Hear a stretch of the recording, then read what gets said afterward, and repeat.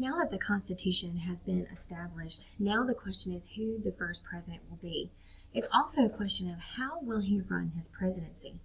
This is going to be very important for very many reasons because he is the first one. And he also knew that whoever came after him would follow his example. So it's going to be really important for him to make some big decisions as that first president. Remember, George Washington was a national hero. He had been the military leader of the Continental Army during the American Revolution, so had a lot of supporters. In fact, he was unanimously selected to be our very first president. You see him here being inaugurated in this picture in Philadelphia at the time. That was our capital. Many people don't know that our capital wasn't always in Washington, D.C. We'll find out today that it starts in Philadelphia, goes to New York, and also eventually winds up in Washington, D.C. And as that first, he is going to set many precedents or examples for our future leaders.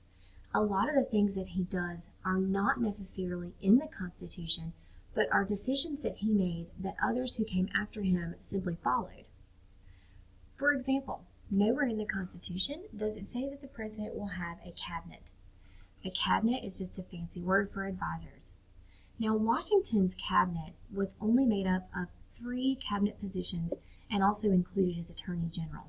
So those positions are going to be the Secretary of State, Thomas Jefferson, the Secretary of the Treasury, that would be Alexander Hamilton, the Secretary of War, that was Henry Knox, and then the Attorney General, which was Edmund Randolph. Now, these 4 gentlemen are called the secretaries of their particular departments, as Secretary of State, Secretary of Treasury, and Secretary of War. Now, some of these have changed over time. Obviously, we don't have a Secretary of War anymore. It's Department of Defense now, just like these are Department of State, Department of Treasury. Now, obviously, Department of State, it may sound like it would be domestic issues, but Secretary of State will deal mostly with foreign issues and foreign policies. Secretary of Treasury is a pretty obvious one. That one's going to be our economic policy, and War will be those defense measures. He also defines appointment powers. He's going to appoint various positions within the government that is going to again set that precedent. And it's also going to expand our foreign affairs powers, meaning he's going to set the tone for how we relate with other nations and how we interact with them on the international level. He also becomes a legislative leader. He would lay out what he was hoping that Congress would later pass and kind of drive the direction of our legislation. That very first Congress had a big job. First of all, they had to get the Bill of Rights ratified. Remember, the Bill of Rights are going to be the first 10 amendments to the Constitution. They also passed the Judiciary Act of 1789. Now, this particular Judiciary Act, remember in the Constitution that we've talked about, it sets out that we will have a judicial branch, but it didn't have any structure to it. So what the Judiciary Act does is going to establish that structure. It not only establishes the Supreme Court, it's going to lay out that there will be a Chief Justice and 5 Associate Justices. So that's going to be key. It also is going to establish the office of Attorney General. So it is going to do some important things, as well as creating these federal district courts and circuit courts as well. So what that means is it's going to set out the structure of the court and how various legal proceedings would work their way through the courts. One of the very first issues that our country had to face was the nation's finances. We had a very large war debt from the American Revolution. Remember, wars are very expensive. So we've got to figure out a way how to pay these debts off. If we defaulted on those debts, we would have no standing in the international community because we had to borrow money in order to successfully fight the American Revolution. So Alexander Hamilton, as the Secretary of Treasury, had to come up with a plan. And in his economic plan, he lays out several points. One, he wanted to institute a tariff. A tariff is a tax on imports. He was going to use this tax money to help pay off that war debt. The next thing he wanted to do was to pay all debts. That means he wanted to assume all state debts. So remember, during the American Revolution, we had no centralized government.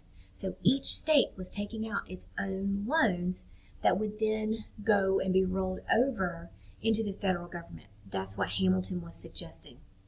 Now, some of these southern states did not like this plan at all, because many of these southern states had already worked very hard to pay off their debt, their war debt already.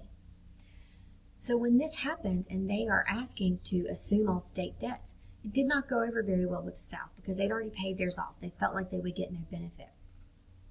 So the compromise they reached was that if the southern states would get on board for this plan of assuming all state debts, so that way we could present a one united front in paying off our debts, that they would move the capital city to Washington, D.C. This may not seem like much today, when transportation doesn't seem to be much of an issue, but at the time when you're talking about wagons and dirt roads and no real specific roads, this was a very big deal. So it made the capital more accessible to southern states. The last part of his plan was to create a national bank system, or what he calls Bank of the United States. Again, this is nowhere in the Constitution. And there's going to be a very heated debate between Hamilton, who you see in the picture here, and Thomas Jefferson over whether or not the Constitution laid out the power of the federal government to establish a national bank. The question was, is it included in one of the implied powers?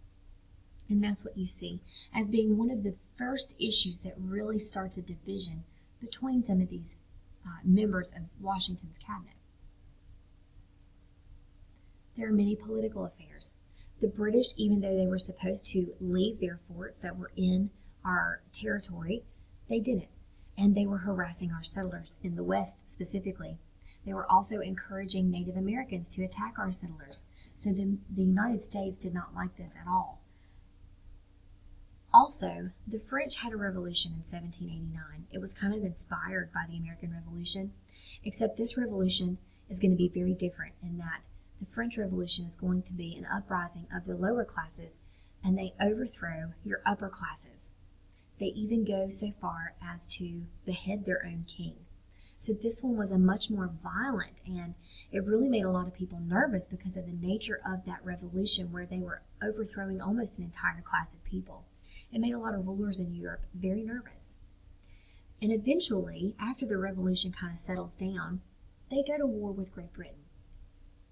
Now the French, remember, had helped the United States out during the American Revolution. So many, like Thomas Jefferson, believed that the United States should step in and help the French while they were at war with the British. However, Washington decides to remain neutral. He is going to declare what is called the Proclamation of Neutrality, where he says that the United States will stay out of this foreign affair. On the domestic side, meaning here on the home front, we have what's called the Whiskey Rebellion. Now, if you remember Shays' Rebellion highlighted many troubles that we had, and then it showed that there was really no central form of government to be able to put down any type of domestic issue or rebellion that popped up. The Whiskey Rebellion is going to prove a different point.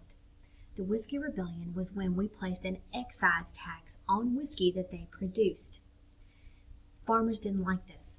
At this point in time, it was much easier for these Western farmers to turn their corn into whiskey and sell it that way, as opposed to trying to transport their actual corn to these markets. So they didn't like the fact that they were being taxed on this whiskey. Also, during this time period, whiskey was very popular. In fact, it was the most popular drink in the colonies, or in the states at this point in time. Very common for people to drink whiskey. So this was a major tax. Farmers didn't like it, so once again, they are going to rebel. This was a pivotal moment in our brand new government. If we did not put this rebellion down firmly, it would be seen that our government was weak. Instead, George Washington takes a different stand totally, and he himself is going to ride at the head of the military to put this rebellion down, basically before it even began. This is going to be important because it proves the strength of our new federal government. It proved that we could and would enforce our laws. Jay's Treaty is going to be a very important trade treaty that we make with Great Britain. Now, this is going to be very unpopular because it did not deal with the impressment that was going on with our ships and the harassment our settlers were facing. They did not like that we were making a very nice treaty with Great Britain instead of trying to settle some of the other disputes we were having with them at this point in time, we were still very close to the American Revolution. So we really wanted to still, a lot of people wanted to really make that break and not make as big of a friendship with them at this point. So this was very unpopular, and John Jay is who negotiated this treaty. People hated him for this treaty and for what he did in negotiating it. But this was a trade treaty with Great Britain. Another very important one was Pinckney's Treaty.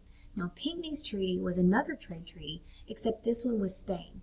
Now, this one's key because it's going to give us access to the Mississippi River and the port of New Orleans. Now, it may not seem like that's very significant, but it was, because water transportation was the most efficient method of transportation at this time and was going to really help out our western farmers so that they could transport their goods down the Mississippi and out and around the Gulf of Mexico instead of trying to transport them over the mountains. The Treaty of Greenville, after the Battle of Fallen Timbers, is going to open up the Ohio Valley area for settlement of Americans. So again, they're going to be giving us more area and more land. After George Washington served 2 terms in office, many wanted him to serve another.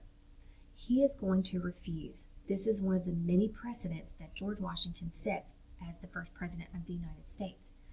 He refused because he was afraid that he would die in office, which would set the precedent of presidents serving until he died. He did not want that to be the case. So while this does not become a part of our laws until much, much later in the 1900s, after FDR, he is going to only serve 2 terms, and most future presidents up until FDR are going to follow that example by only serving 2 terms. Now, there were no political parties in our country when our country was founded. In fact, the Constitution was written without the idea of political parties because there was no real concept of them at the time. Political parties were deemed to be selfish, so they had no really thoughts of them. But political fighting had already begun within Washington's own cabinet between Thomas Jefferson and Alexander Hamilton, and their very different ideas about how a government should run and operate. When George Washington steps down as president, he is going to leave what is called his farewell warnings or his farewell address, and in it he is going to warn future generations of several things. 1, he warns us against creating political parties.